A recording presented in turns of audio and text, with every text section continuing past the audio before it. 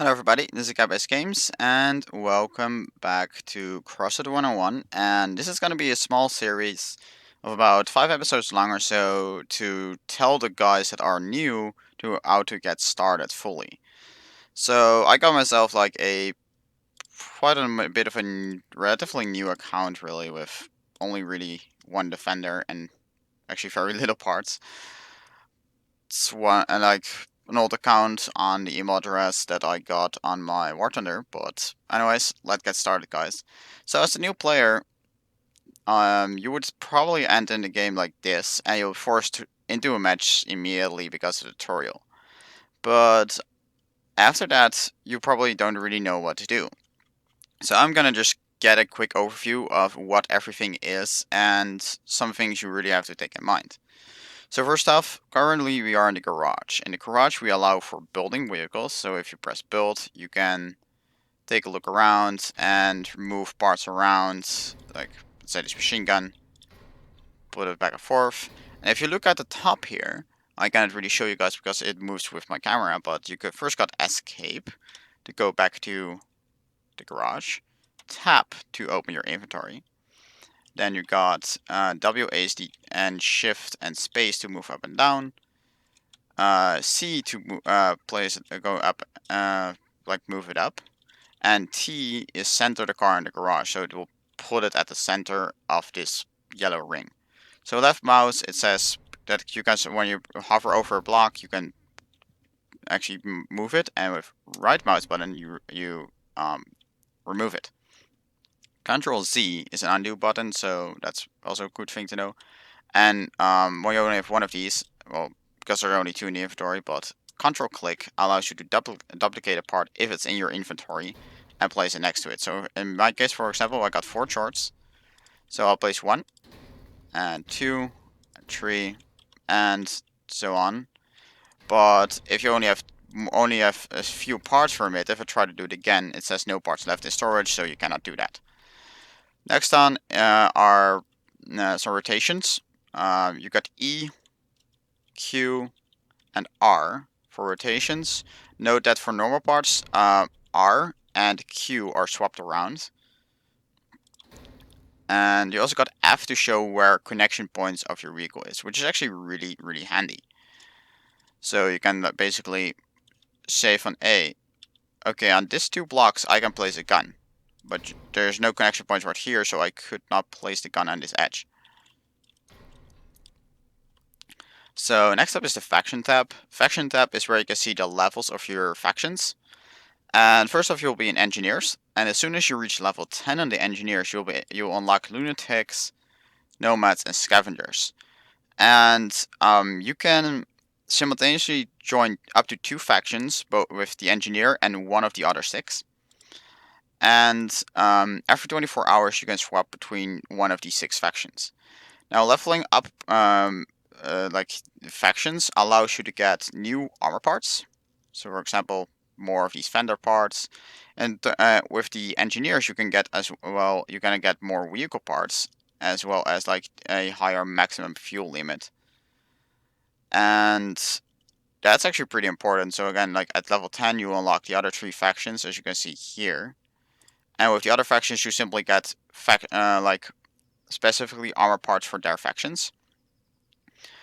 And that's something to take in consideration. The market is where you can buy and sell parts. This is where you earn your coins. And generally, if you're a new player, the best way to buy and sell in general is scrap metal, because for only 100 scrap metal, you get 520 like 5.22 coins, which is quite a lot. And I'll just take a look here. I got like 39 of like, that was pretty much like 1 or 2 matches. Like you already got like 40-ish scrap metal. Note that there's a limit of 2,800 scrap metal a week, and it resets every Wednesday. So if I just hover over this here, I would say, just cancel that here. As you can see here, received 37 out of 2,800 units. Limit was set at 1 day, 13 hours. So that's basically the limit. And taking over here, this is the battle tab. So if you press battle, you see this big ass map, and this might be pretty confusing, but it's actually quite simple. Up here, the blue colors are PvP modes. In this, you get into a team and you play against enemy players that are on an opponent team. Oh, the green units are raids. Raids you get in a team of 4 players and you play against bots and you perform objectives. Invasion is a special form of raid, but it's pretty far out, so I'll not cover that. Bedlam is a free-for-all mode where you can do pretty much anything, but won't really go over that as well. And the red ones are brawls, which are free-for-all modes that basically you do not have a team and just you play against everybody in the map. Again, level 10 minimum, so don't really go over that. Also, here you also got the storage. If you go to storage here and go into build mode, you can easily start building, so you do not necessarily have to press build and tab. You can also just go to storage and immediately select a part. Shop is where you can buy packs if you wish to get more coins. I won't really go over that. Exhibition is where you can try out some other vehicles. For example, here, just select one, press the test drive button, and you can drive around in the test drive. And here, one of the possibly most important things actually is season. Season is a way for you to get a lot of coins. As soon as you reach level 5, you only unlock the easy season. With level 10 on engineers, you will unlock the normal season, and the hard season will be unlocked if you reach level 5 with either lunatics, nomads, or scavengers. And seasons allow you to do specific tasks. So, for example, in this case, win 6 battles in PvP with while you have cannons equipped, and you get some free resources. And you will just sell those resources for extra coins, and that will just get you further along. Also, in factions, you can have these different crafting benches where you can create better parts. In this case, I need level 7 on the engineers for this rare bench, but I can craft rare weapons from some basic resources and common parts. But you can either choose to pay this plus a specific coin-based rent of the faction of the bench for, so I think 27 coins or something, like around 25 coins for 5 parts made. So it's like 5 coins per part that you have to take into consideration. But you can either craft it or you can just go to the market, say rare item, and let's say weapons. So for example, a factor, if I would want this thing, it would cost me 39 coins. I'm already at 22.29 coins at level 5, so that's okay. And some other things here. Bottom right, you got vehicle information. Here you can see the total power score, which is basically a number which decides how high your matchmaking will be.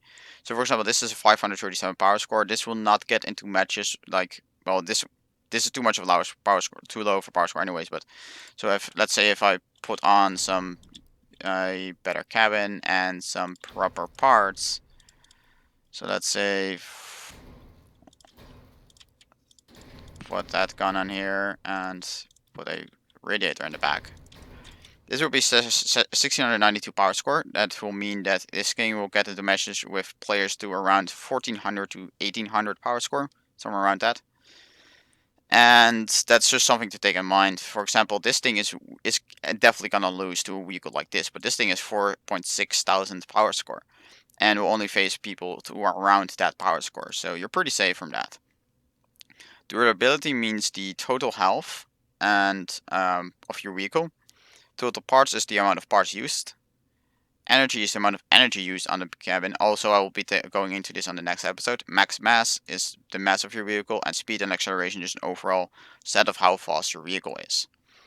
And here at the second page, you can, it's called blueprints page. Here you can save the vehicle. So, for example, if I want to make sure I have this vehicle around, I just click and save it. If you go like this, and you can also like override if you want to. Note that you can also like instantly just give the name. But so override here allows you to like have, when you already have a blueprint, just like change it to the one vehicle you already have in the garage. This here allows you to delete a blueprint, but often enough you probably just override stuff most of the time. And the load button, when I just, for example, select this one, press load, allows me to load the vehicle in the blueprint step. So load this thing back. Note that if you want to load it, you do need to have the required parts, which are, you can see over here. Here you can see all the parts that are used, which is a pretty easy way to like take a look. If you do not have parts, you can still load it, but the parts you do not have will simply not be loaded. Here down to the left, you can publish the blueprint to the exhibition. So basically, if you go here and go to owned, you can have up to 8 additional blueprints. So if you at some point you do not have enough save slots here, you can upload some and then just leave one of these open, because you can then download your own blueprint from the exhibition if you need so. The last thing I'm going to cover here is the drivers. Drivers, in this case, the Master Jack, is something you will unlock if you get to certain factions. You will unlock more of them. So if you reach level 1 with the Lunatics, you get the Bulldog and Perseus for Nomads. But this thing also has an experience bar similar to the normal factions, which you can see up here. And when you level up, you get some small bonuses. For example, here you can see your entire health pool of your entire build is increased by 1%. The machine guns and minigun damage is increased by 1%, shotgun by 1% damage, cannons 1% extra damage, or radar radius of the car 5% decreased, stuff like that. Some very small buffs. Note that the level 5, 10, and 15 require quite a lot of resources to actually get. So when you level up to like the level 5 here, you have to wait until you get all the resources, then you can click on it and it will like upgrade it, and only after that you can like go on to level 10. So let's see, we got our daily fuel and coins, actually. Kind of forgot to cover that. Fuel is taken up by rates. So you got the easy one, which takes 20 fuel. You got a normal one, which takes 40 fuel. And you also have a rare one. I don't see it on the map right now, but that one takes 60 fuel. The easy one is, of course, easier to complete. Medium, it's a little bit harder, and invasion and hard raids are the hardest to complete, but the harder they are, the more resources they give you for the fuel you spend. So with 20 fuel, you get around 10 copper. With the 40 fuel, you get just over 20 copper, so it's slightly more efficient. And with the 60 copper, you get like again more copper. And copper is just again like another resource which you can sell and whatnot. So also there are different kind of missions here, and basically what they are, in case with get machine gun, you can get either a machine gun, a car jack, or a fuel barrel, or at 25, like there's 25% chance of one of these four. So either you get a machine gun, or you get a car jack, or a fuel barrel, or you get a random common rarity part. In this case, it will be a cabin, wheels, or again a random common part. And here's with shotgun, radiator, and radar. This in this case will be cannons, and this will be wheels and a different cabin. You also got to get the wires, but you will need level 10 and 4000 power score. That allows you to get this wire resource, which is required for crafting epic rate items. But it's just probably another resource that you're gonna sell for items. But that's that. Next episode I'll be covering the basics of building, and yeah. Hope you guys all enjoyed watching, and I'll catch you guys all later. Bye, guys.